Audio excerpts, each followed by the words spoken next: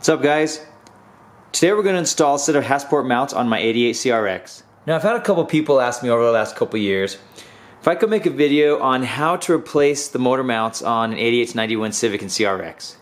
About 2 months ago, I pulled these off of my wagon, and I was outside today and I wanted to get these installed on my CRX, so I figured I'd make the video kind of walking you through the process of how to get these put on.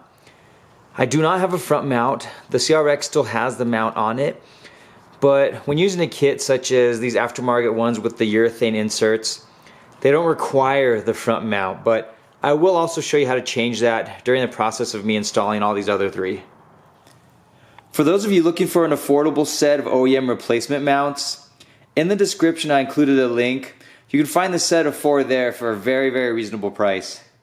And for a lot of you guys that follow my channel, I know this video can be kind of boring, kind of seem like an easy job, but I'm aiming this video more towards the people that are just getting into cars, or a lot of those people that message me and tell me they just bought their first EF and whatnot, and they're not familiar with changing out the 4 mounts located on these vehicles. So I know, relatively easy. Second one's easy. A little bit harder in the front because of removing the fan and being able to get to the bolts. I find the rear to be the most difficult because of the length and depth and the way that the mount sits on that rear cross member. So I'm going to go ahead and get started, guys. If you guys want to hang out and follow along for the rest of the video, please do so. And we're going to start with the driver's side mount first. So what you need is a way to support the engine. I'm using my floor jack and a 2x4. You're going to slide this under, and I'm going to mount it underneath where the oil pan is and the exhaust manifold. We need to be able to support the engine. That way it relieves the stress on the nuts and bolts as we remove them. It'll essentially hold the engine in place, and while we remove those, we'll just be able to slide it up and put the new mount into position and then retighten those back up. With the engine supported, go ahead and remove the overflow tank out of the way. And then we can start by removing the 17mm bolt which holds the mount. Next, go ahead and remove the 17mm nut on the rear bolt. Next, on the bottom side, you're gonna have a bolt head right there. And on top you have a welded nut, but sometimes that nut will break loose from the mount itself. So if that spins, you can just get a 19mm socket and put that on there instead. That way you can go ahead and get that one removed. And that happened to be the case with mine. The nut had busted loose, so I used a 19.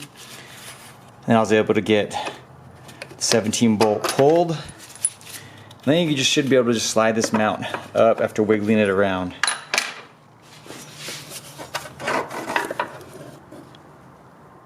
And here you can see how it's cracking a little bit on the side.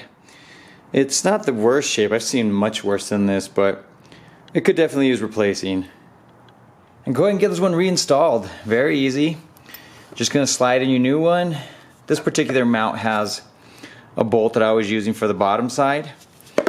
Slide it in, bolt up the one underneath, use the nut that was originally on the stud coming up, and then bolt it up right here. Now, a tip that I like to do, I will tighten all of them, but I will leave maybe like a millimeter of space between the end of the bolt and the actual body of the car, because I like to be able to flex and move around a little bit while I get to the rest of the mounts. And then at the very end, I will go ahead and tighten all of them once all of them are in place.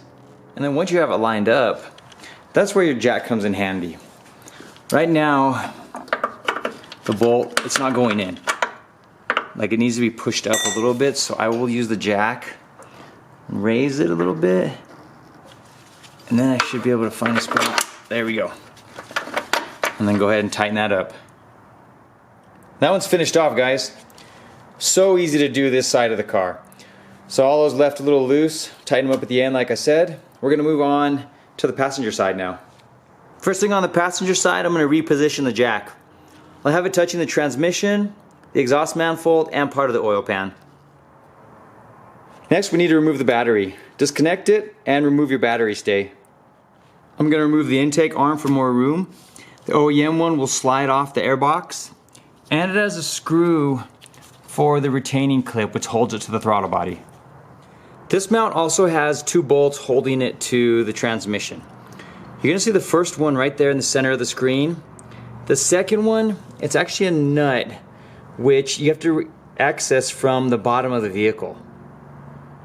Here I'm using an extension with my 17mm deep socket. You're gonna slide it up under here, and once you're down this area, you'll be able to see this is the bottom of the mount right here. It's a little too dark to point out. You'll be able to find it and you can feed that on there. We need to remove that nut on the bottom of that stud. And then go ahead and remove that 17mm bolt. Next, remove the 17mm bolt which goes through the mount. And then go ahead and remove it. You should be able to just kind of wiggle it around the wires and just pull it straight out. This one's in really good shape still. I don't really see any cracking on any of the rubber anywhere. Following that reverse order, go and get your new mount installed. Moving on to the rear mount, I find this one the most difficult to remove. And when looking at it right here, it's actually kind of difficult to record. So I have here, this is what the bracket looks like. This bracket is attached to the transmission with 3 bolts. They are all 17mm. And then through the bracket, you have a bolt which is threaded through on this side, also 17mm. You need to figure out how to get those removed. What I will use, handful of extensions, drop them down in here. You can see the bracket, it's right here, and then the mount is right there. So that other bolt slides through in the back. I will drop some extensions down and put on the socket, and then maybe using a breaker bar of some sort to get all of them loose. And then just get all those removed. You can remove all those because you'll still have the bolt holding it there. And then for the bolt that is sticking into the mount itself, even though the car is lifted, it's sometimes easier to get underneath and maybe reach your arm up there with, you're obviously not going to be able to use like a larger electrical one. I use a smaller ratchet. This one's not the one I'm using. I don't have it out, but I will dig it out. That way it will give me the room to go ahead and loosen that one up and get it removed. So that's your next step. Remove all 4 of these 17mm bolts. And here you can see, I know it's a little dark, I'm laying under the car, but right here is my ratchet handle. So I'm gonna reach up. This is exactly how I'm gonna get this one started and get that one broken loose from the mount so I can get it removed. Easiest way for me to get to this mount. And once you have all 4 of those removed, you might want to pull the speedometer cable away from the bracket. It will be attached in some cases.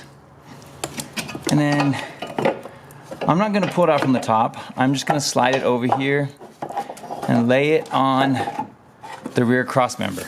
So it's now laying back there, and you can see here I have it removed, and you can see the 3 holes where it was attached to the transmission. And then the mount itself is back there now. With the bracket removed, we now need to get the mount that is still attached to the subframe removed. An OEM mount will have 3 bolts. You're gonna have one in the front, you're gonna have a second one back here on the right side, and you're gonna have the 3rd one in the middle. Now this one is the most difficult to get to, especially on a stock mount, because it has those little lips that hang here, so there's not a whole lot of room on both sides. This one you can drop your extension down, get the 14 removed. So that's what, these are all 14s. Second one as well, drop your extension down. And I have those 2 already removed. And for the 3rd one, what I will do, I'm using a 14mm, it's a short socket. So I'll go in there and I'll actually feed this in with my finger, and I will drop it onto that particular bolt, and I'll leave it there. And then I will feed down, I'm using 12-inch extensions. We'll feed one down, and then what I'll do with my right hand, I'll make sure the extension slides in and hits the top of the bolt, the top of the socket that's on the bolt.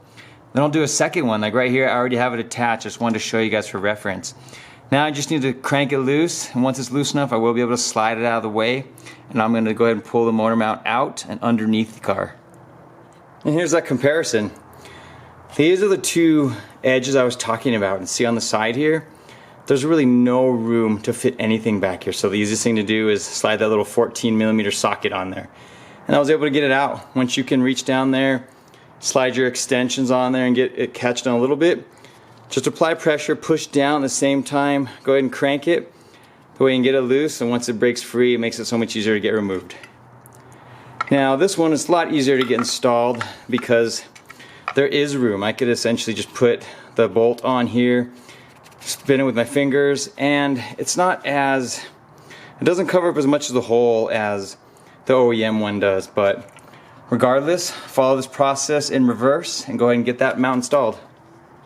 And one last tip when you're installing the bracket, the two longer bolts go on the two holes that are in the back. The shorter bolt goes in the front. And I'm telling you that because I don't want you to put a longer one in there and then keep tightening and over tightening and then stripping the threads on the transmission. I've seen it happen before. So keep that in mind when putting the 3 bolts back in. And with the rear mount finish, let's move on to the front one. So leaving the battery out and everything, you can see I put my ratchet on there so I can show you exactly where it's at. You should have a little bit of room. See if you can go ahead and get that top 14mm bolt removed. Now I was able to get that bolt removed, and it wasn't too difficult. Once I broke it loose, it was able to spin out with my fingers. And the next two are very easy to get to when you're underneath the car. You have that 17mm right there, it's the large one, and another 14mm. See, it's on the inside right there. That one is just like the one you removed from the top. And with all 3 bolts removed, I think the easiest way, let's try to pull it out from the top. Sorry, my hand's in the way. But yeah, that was actually really easy. You just reached in there, grabbed it, and pulled it out. Now, look at this mount. This one actually is torn on both sides of the base here and where it connects to it. So easiest way, drop the new one back in, bolt up all 3 bolts. And that's it, guys. Not a difficult job changing out these motor mounts. Glad I was able to share the process with you. It's really not too difficult of a job. Even in recording the video and taking the time to set the camera up, it only took me about an hour and a half to do all this, and that was struggling with the rear one a little bit. I was actually having a little bit of issue getting that socket onto that rear bolt, but I was able to complete it.